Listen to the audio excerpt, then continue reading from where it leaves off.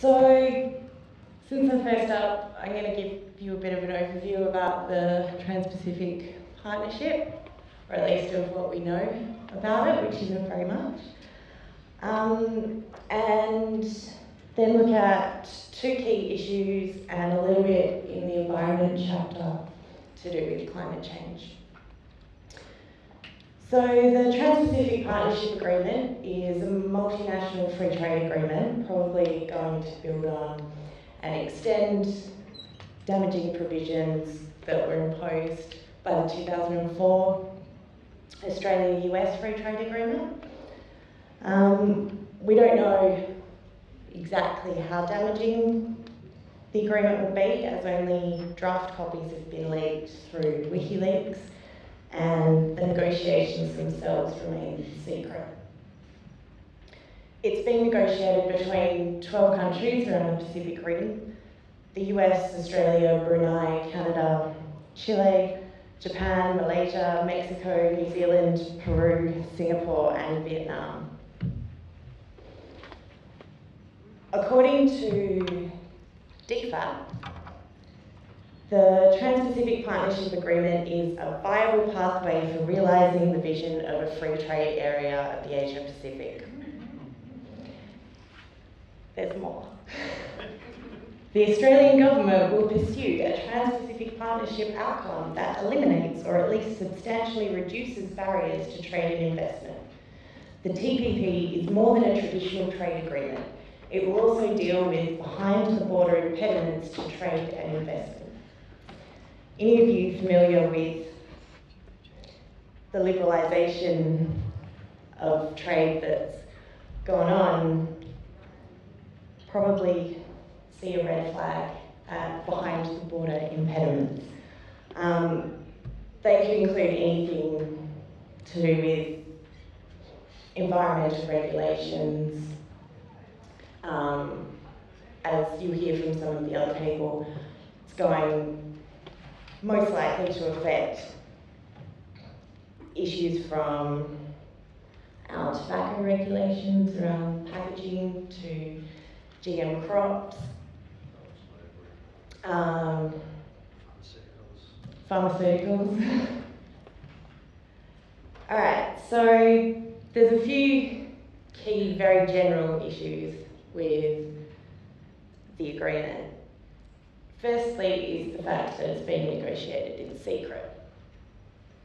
And by that I don't mean that the government isn't telling us it's taking part. It's honest about that much, but it doesn't tell us anything about the content of the agreement or specific positions on aspects of that agreement.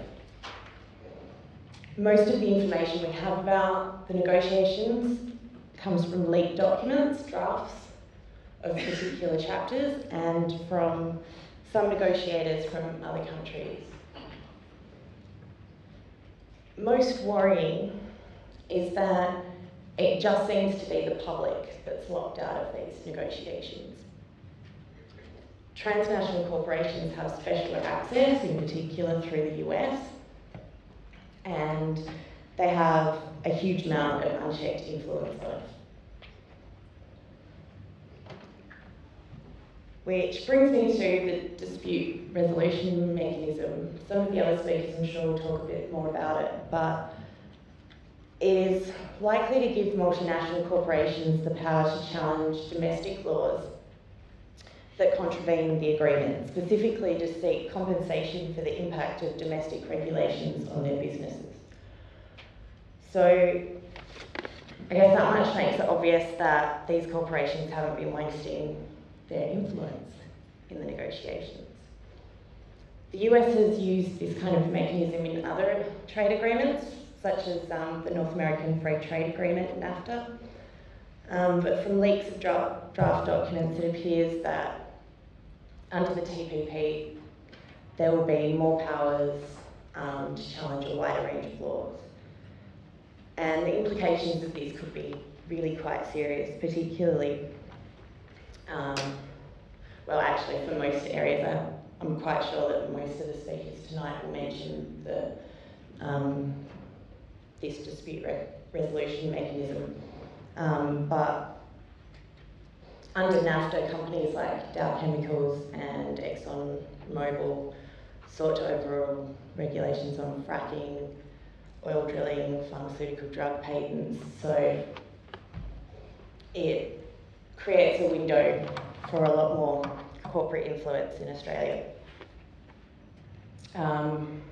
US consumer rights advocacy group Public Citizen says that the mechanism could elevate individual foreign firms to equal status with sovereign nations, which